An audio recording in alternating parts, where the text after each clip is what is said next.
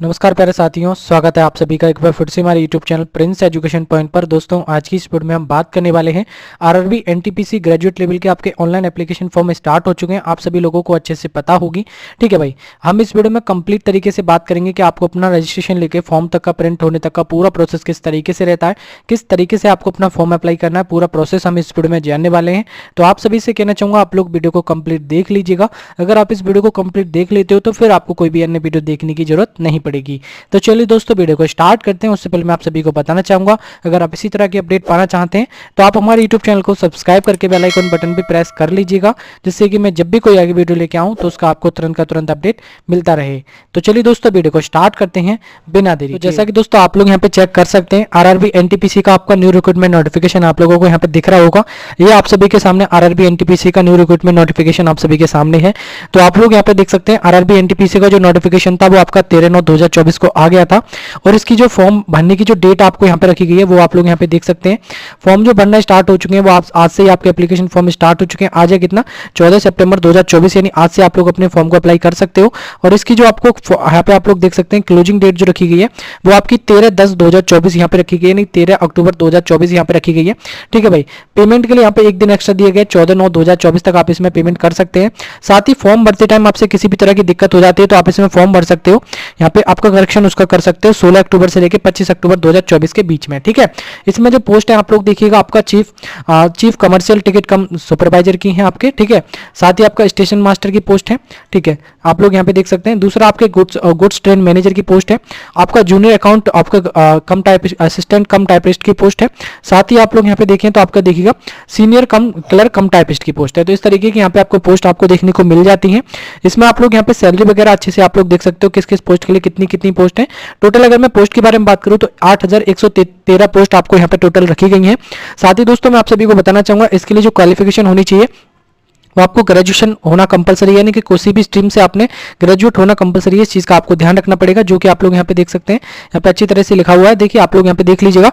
जो आपका ग्रेजुएशन होना चाहिए वो कंप्लीट आपका 1/1/2025 से पहले का आपका होना चाहिए। ये चीज आपको यहाँ पे बता रखी है। एज लिमिट 18 से 33 और 18 से 35 आपको यहाँ पे रखी गई। इस चीज का भी आपको ध्यान रखना पड़ेगा। ठीक है भाई, चलिए अब बात कर लेते हैं। देखिएगा, इसके बारे में पूरा डिटेल में जानते हैं कि इसके आगे फॉर्म आपको किस तरीके से अप्लाई करना होगा। ठीक है ना।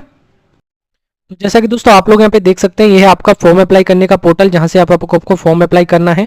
इसका लिंक मैं आपको वीडियो के डिस्क्रिप्शन बॉक्स में प्रोवाइड करा दूंगा, जिससे कि आप आसानी से अपने फॉर्म को अप्लाई कर पाएं। ठीक है ना। अब आप लोग यहाँ पे देख सकते हैं, देखिए आपके सामने आरआरबी एनटीपीसी आपका आरआरबी का आपका ऑफिशियल पेज आपको यहाँ पे दिख जाएगा, जो कि आप लोगों के सामने यहाँ पे है। ठीक है, अब बात करते हैं। देखिए आपके यहाँ पे देखिए, अगर आपने पहले कभी भी फॉर्म अप्लाई किया हुआ है तो आपको कोई भी रजिस्ट्रेशन फिर से करने की जरूरत आपको नहीं पड़ेगी। ठीक है ना।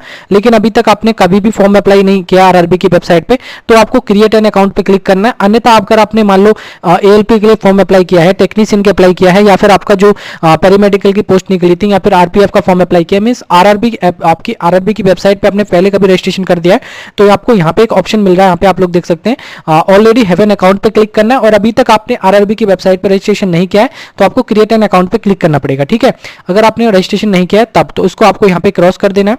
उसके बाद यहाँ पे आपको आना है। उसके बाद आपके सामने कुछ इस तरीके से इंटरफेस मिलेगा। अगर आपने रजिस्ट्रेशन नहीं किया है तो सबसे पहले आपका जो भी कंट्री है वो आप लोगों को कंट्री सेलेक्ट करना है, इंडिया यहाँ पे। उसके बाद जो भी आपका नाम है, इस तरीके से यहाँ पे आप लोग अपना नाम डाल सकते हो। जैसे कि मान लो मेरा नाम प्रिंस है, तो इस तरीके से यहाँ पे मैं प्रिंस डाल लेता हूँ। एग्जाम्पल के लिए डाल रहा हूँ, सारी डिटेल मैं आपको नहीं डालना चाहूंगा। करेक्ट, इस तरीके से आपको दोबारा से कंफर्म करना पड़ेगा। उसके बाद आप नाम को चेंज करना चाहते हैं तो यहाँ पे यस कर सकते हैं, नहीं तो आप नो कर सकते हैं। उसके बाद जो भी आपकी डेट ऑफ बर्थ है वो आप लोग इस तरीके से यहाँ पे अपनी डेट ऑफ बर्थ को सिलेक्ट कर लोगे। जैसे कि मैं यहाँ पे अपना ईयर सेलेक्ट कर लेता हूँ। यहाँ पे इस तरीके से जो भी आपकी ईयर है वो अपना ईयर सेलेक्ट कर सकता है, या फिर अपना मंथ जो भी है वो आप लोग मंथ भी सिलेक्ट कर सकते हो। ठीक है ना। मैं एग्जांपल के लिए सिलेक्ट कर रहा हूँ, ये रियल नहीं है, ये भी मैं आपको बता देता हूँ। ठीक है, इसी तरीके से आपको यहाँ पे फिर से आपको क्या करना है कि टाइप करनी होगी इस तरीके से। तो आपको इस तरीके से यहाँ पे आपको टाइप कर लेनी है। ठीक है, उसके बाद आप लोग सही डिटेल टाइप करोगे तो यहाँ पे राइट का टिक लगा हुआ आ जाएगा।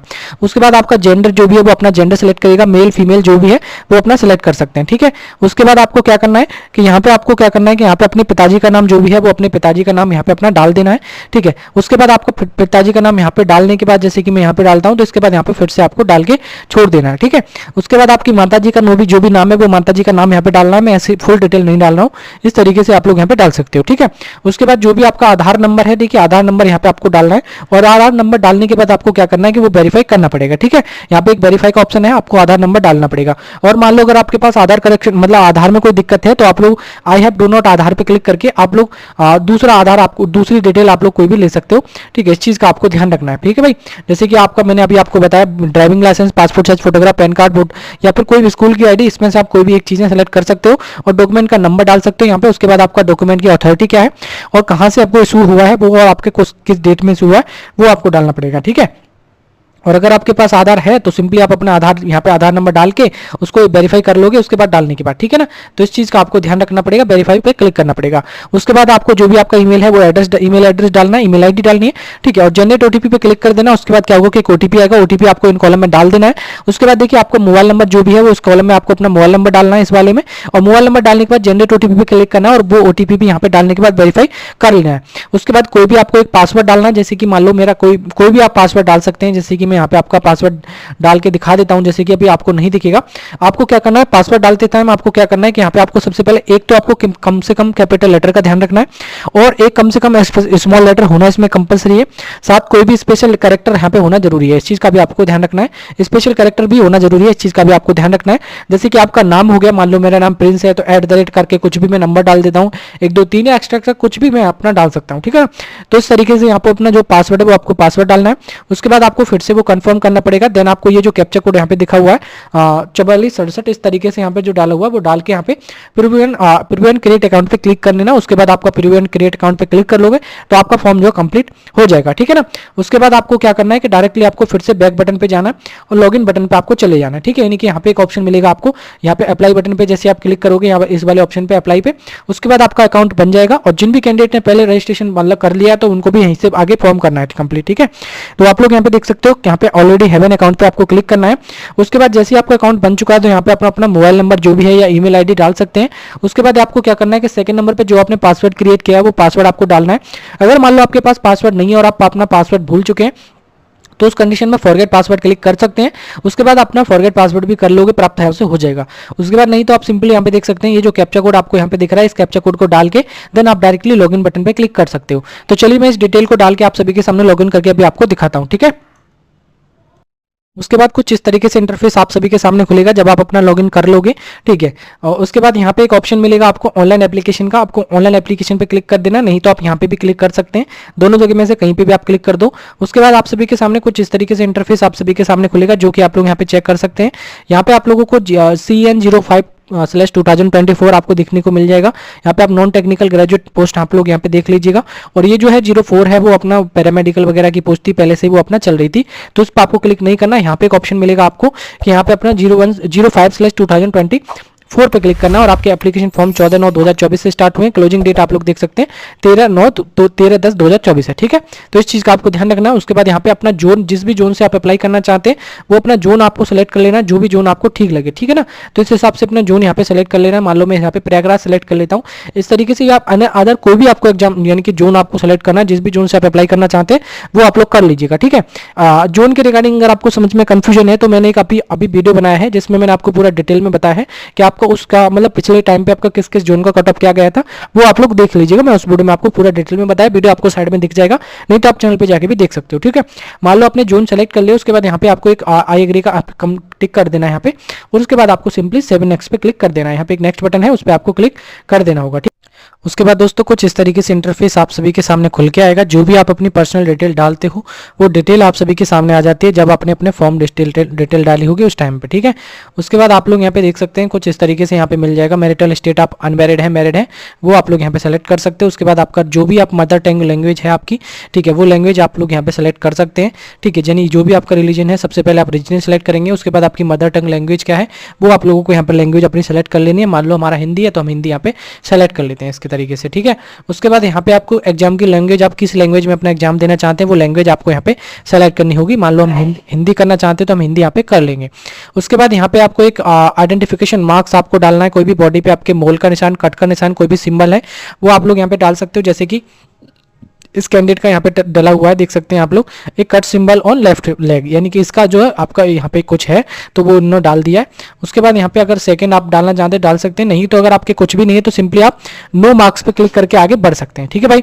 उसके बाद यहाँ पे आप लोग जैसे कि देख पा रहे हैं आपका कैटेगरी कैटेगरी आपको सेलेक्ट करना है, जो भी आपका कैटेगरी है। मान लो आप जनरल कैटेगरी से हैं तो जनरल, ओबी एससी से हैं तो एससी, एसटी हैं तो एसटी, जो भी आपका कैटेगरी है वो आप लोगों को कैटेगरी सेलेक्ट करनी पड़ेगी। ठीक है। और मान लो आप एससी कैटेगरी सेलेक्ट करोगे तो एससी कैटेगरी में क्या है कि आपको अपना कास्ट सर्टिफिकेट भी अपलोड करना पड़ेगा अगर आपको ट्रैवलिंग अलाउंस चाहिए तो। ठीक है। नहीं तो आपको, सॉरी, ट्रैवलिंग अलाउंस मतलब क्या है कि ट्रैवलिंग की सीट मतलब ट्रैवलिंग की टिकट चाहिए आपको तब, नहीं तो आप सिंपली उसको रहने देंगे अगर आपको नहीं चाहिए तो। ठीक है। मान लो ओबीसी कैटेगरी है तो ओबीसी सेलेक्ट कर लेंगे, क्रीमी लेयर है, नॉन क्रीमी लेयर है, वो आप लोग यहाँ पे सेलेक्ट कर सकते हैं। उसके बाद जो भी आपका कास्ट सर्टिफिकेट है वो अपना कास्ट सर्टिफिकेट नंबर यहाँ पे डाल देगा, किस अथॉरिटी से शुरू यानी कि जारी किया गया वो अपना अथॉरिटी यहाँ पे डाल सकता है। ठीक है। उसके बाद यहाँ पे अपना कौन से स्टेट से है वो अपना स्टेट यहाँ पे सेलेक्ट कर लीजिएगा। मान लो जो भी जैसे स्टेट से हैं वो स्टेट यहाँ पे सेलेक्ट कर लेंगे, किस डेट को वो इशू हुआ है वो डेट यहाँ पे डालना है। ठीक है। यहाँ पे जो भी डेट है वो अपना डेट यहाँ पे सेलेक्ट कर सकता है। ठीक है। उसके बाद यहाँ पे अपना जो भी एड्रेस है वो आपको एड्रेस आप लोग सेलेक्ट करना, सबसे पहले स्टेट, उसके बाद डिस्ट्रिक्ट आपको सेलेक्ट करना पड़ेगा। यहाँ पे डिस्ट्रिक्ट आपको काफी मिल जाएंगे, जो भी आपका डिस्ट्रिक्ट है वो इस तरीके से यहाँ पे अपना डिस्ट्रिक्ट सेलेक्ट कर सकता है। उसके बाद आपका जो भी एड्रेस है वो यहाँ पे आप लोग टाइप कर सकते हो। उसके बाद मान लो हमारा जो भी विलेज, टाउन, सिटी जो भी है वो अपना डाल सकते हैं। देन आपको यहाँ पे पिन कोड डाल लेना है। ठीक है। उसके बाद अगर आप चाहते हैं, देखिए परमानेंट और कॉरेस्पॉन्डेंस अगर आपका सेम है तो यहाँ पे आप टिक कर दीजिएगा, यहाँ पे जैसे कि टिक हुआ है। ठीक है। यहाँ पे आपका टिक हो रखा है तो यहाँ पे डिटेल आप सभी के सामने आ जाएगी। और अगर आपका अलग अलग एड्रेस है तो आप लोगों को क्या करना है कि अलग अलग डिटेल यहाँ पे डालनी पड़ेगी, मतलब आप परमानेंट कहाँ, प्रेजेंट कहाँ पर है और आपका परमानेंट कहाँ पर है। ठीक है। वो डिटेल आपको यहाँ पे अलग से डालनी पड़ेगी। ठीक है। अब मैं ये सारे डिटेल हमने डाल दी, इस तरीके से यहाँ पर अच्छी तरह से डाल देना है। और डालने के बाद एक बार अच्छे से आपको चेक भी कर लेना है। और एक बार चेक करने के बाद देन आपको नीचे एक ऑप्शन मिलेगा, आप लोग जैसे कि देख सकते हैं यहाँ पे सेव नेक्स्ट का, तो सिंपली आपको सेव नेक्स्ट पे क्लिक कर देना है। ठीक है। सेव पे करना पहले, फिर से नेक्स्ट पे क्लिक करना है। ठीक है। तो उसके बाद आप आपके सामने आते हैं, जैसे दोस्तों आप नेक्स्ट बटन पे क्लिक करोगे सेव करने के बाद, उसके बाद कुछ इस तरीके से इंटरफेस खुलेगा। सिंपली आपको क्रॉस पे क्लिक कर देना है। उसके बाद अगर आपका आधार वेरीफाइड है तो वेरीफाइड यहाँ पे दिखा देगा, यहाँ पे आप लोग जैसे कि देख सकते हैं। उसके बाद यहाँ पे अगर आप मान लो एक्स सर्विसमैन कैंडिडेट हैं तो यस करेंगे, और नहीं तो सिंपली नो पे क्लिक कर देंगे। ठीक है। उसके बाद यहाँ पे आपको बोलता है पर्सन विद बेंचमार्क डिसेबिलिटी यानी पीडब्ल्यूडी कैंडिडेट हैं तो आप यहाँ पे यस करिए, नहीं तो आप सिंपली नो पे क्लिक करके आगे बढ़ सकते हैं। उसके बाद देखिए अगर आपको स्क्राइब चाहिए, मतलब आप पीडब्ल्यूडी कैंडिडेट होंगे तो यस करेंगे, नहीं तो आपको यहाँ पे कोई भी जरूरत यहाँ पे नहीं चाहिए। ठीक है। यहाँ पे नो पे क्लिक कर देंगे। उसके बाद देखिए अगर आप ईबीसी कैटेगरी से हैं, ईबीसी कैटेगरी आपका तो यहाँ पे सेलेक्ट कर लीजिएगा, नहीं तो आप नो पे क्लिक कर सकते हैं। डिटेल ऑफ सर्विंग, यहाँ पे अगर आप एप्लीकेंट हैं तो यहाँ पे आप लोग रेलवे के एम्प्लॉय हैं तो आप यस करेंगे, नहीं तो आप लोग नो पे क्लिक कर देंगे। ठीक है। उसके बाद यहाँ पे आप लोग बोलता है करंट एम्प्लॉयमेंट, अगर आप कहीं पे जॉब कर रहे हैं, मान लो आप सेंट्रल गवर्नमेंट में, पीएसयू में, या फिर आप स्टेट गवर्नमेंट में कहीं पे भी जॉब करते हैं तो कर सकते हैं, नहीं तो आप सिंपली नॉट एप्लीकेबल पे क्लिक कर देंगे। उसके बाद यहाँ पे एक नीचे ऑर्डर डिटेल आपके आएगी, यहाँ पे आपको कि आप लोग अपना बैंक की डिटेल आपको डालनी है। ठीक है। यानी कि बैंक का आपको यहाँ पे पूरा डिटेल यहाँ पे डालना है विद, आपको यहाँ पे देख सकते हैं only account number and IFSC code. ठीक है। जो कि आप लोग यहाँ पे डिटेल को आप लोग जैसे कि देख पा रहे हैं। ठीक है। यहाँ पे आपको यहाँ पे अच्छे से डालना है जो भी आपका अकाउंट होल्डर का नाम है, जैसे कि इनका नाम यहाँ पे डाल दिया है। उसके बाद जो भी इनका अकाउंट नंबर है वो अकाउंट नंबर यहाँ पे डाल सकते हैं। देन आपको क्या करना है कि दोबारा से आपको कंफर्म करना पड़ेगा। ठीक है। इस चीज का आपको ध्यान रखना है कि अकाउंट की पासबुक एक बार आप लोग अच्छे से चेक करें, देन आपको यहाँ पे डालना होगा। ठीक है। उसके बाद जो भी आपका पिन कोड है, मतलब सॉरी आईएफएससी कोड आपका जो भी है वो आप लोग यहाँ पे डालेंगे, देन कंफर्म पे क्लिक कर देंगे। उसके बाद यहाँ पे आ जाएगा, देन आपका जो भी ब्रांच का नाम होगा, बैंक का नाम होगा वो आ जाएगा, और ब्रांच का एड्रेस वगैरह सब कुछ आप सभी के सामने आ जाएगा, जैसा कि आप लोग यहाँ पे आ चुका है। ठीक है। उसके बाद क्या करना है, सिंपली आपको सेव पे क्लिक कर देना है, और जैसे आप सेव पे क्लिक कर दोगे तो यहाँ पे आप लोग देख सकते हैं डिटेल आपका इस तरीके से ऑप्शन मिलेगा। देन आपको नेक्स्ट बटन पे क्लिक कर देना है। ठीक है। जैसे आप दोस्तों नेक्स्ट बटन पे क्लिक कर दोगे उसके बाद अगला स्टेप आप सभी के सामने खुल जाएगा। उसके बाद दोस्तों कुछ इस तरीके से इंटरफेस आप सभी के सामने खुलेगा, जो कि आप लोग यहाँ पे चेक कर सकते हैं। ठीक है। आप लोग यहाँ पे देख सकते हैं, देखिए आपकी 10th की डिटेल आपने डाली होगी, वो डिटेल आप सभी के सामने ऑलरेडी पहले से आ जाती है। ठीक है ना, क्योंकि रजिस्ट्रेशन के टाइम पे आपने 10th की डिटेल डाली है। उसके बाद आपको क्वालिफिकेशन यहाँ पे सेलेक्ट करनी है, बैचलर डिग्री यहाँ पे मांगेगा तो सिंपली बैचलर डिग्री पे आपको क्लिक करना है। उसके बाद आपको क्या करना है कि देखिए यहाँ पे आपको बैचलर डिग्री सेलेक्ट करने के बाद कहाँ पे बैचलर डिग्री आपने की है, आपको बैचलर डिग्री पे क्लिक कर देना है। क्या स्ट्रीम आप सभी का रहा है वो स्ट्रीम आप लोग यहाँ पे सेलेक्ट कर सकते हो। ठीक है। किस स्ट्रीम से आपने किया है, उसके बाद यहाँ पे अपना किस स्टेट से किया है वो अपना स्टेट यहाँ पे आप लोगों को डाल देना है। देन आपको डिस्ट्रिक्ट डालना है, किस डिस्ट्रिक्ट से आपने किया है वो डिस्ट्रिक्ट यहाँ पे सेलेक्ट कर लीजिएगा। नेम ऑफ कॉलेज या यूनिवर्सिटी का नाम डाल सकते हैं यहाँ पे। जैसे कि हम आप सभी के सामने डाल देते हैं इस तरीके से। आप आपकी जो भी यूनिवर्सिटी है वो आप लोग इस तरीके से यहाँ पे डाल दीजिएगा, ठीक है। उसके बाद यहाँ पे आपका किस डेट को आपका रिजल्ट जारी हुआ था वो डिटेल आपको यहाँ पे डालनी है कि मेरा इस डेट को जो है रिजल्ट मेरा फाइनल आया था, ठीक है। जैसे कि हमारा रिजल्ट जिस भी डेट को आता है वो डेट यहाँ पे आप लोग इस तरीके से यहाँ पे सेलेक्ट कर लेते हैं, ठीक है भाई। इस तरीके से यहाँ पे कोई भी मैं डेट सेलेक्ट कर लेता हूँ। उसके बाद यहाँ पे do you have typing proficiency test, या हिंदी में देना चाहते हैं या फिर इंग्लिश में देना चाहते हैं, यहाँ पे आपको यहाँ पे मिल जाएगा, यहाँ पे यस करेंगे, ठीक है। उसके बाद यहाँ पे बोल रहा है कि वैलिड मैट्रिकुलेशन सर्टिफिकेट, आपको 10th का सर्टिफिकेट मैंडेटरी है, आपको अपलोड करना ही है, इस चीज का आपको ध्यान रखना है। सॉरी, यहाँ पे जो आपका सर्टिफिकेट जो अपलोड करना है वो उस चीज का आपको ध्यान रखना है, पीडीएफ फॉर्मेट में आपको अपलोड करना है, इस चीज का आपको ध्यान रखें। मिनिमम साइज 40 KB से लेकर 70 KB के बीच में आपको अपलोड करना पड़ेगा, ठीक है। यहाँ पे अपलोड करना पड़ेगा, देन अपलोड आपका हो जाएगा। देन आपको क्या करना है, यहाँ पे नेक्स्ट बटन पे आपको क्लिक कर देना है, ठीक है भाई। उसके बाद आपके सामने आता हूं मैं।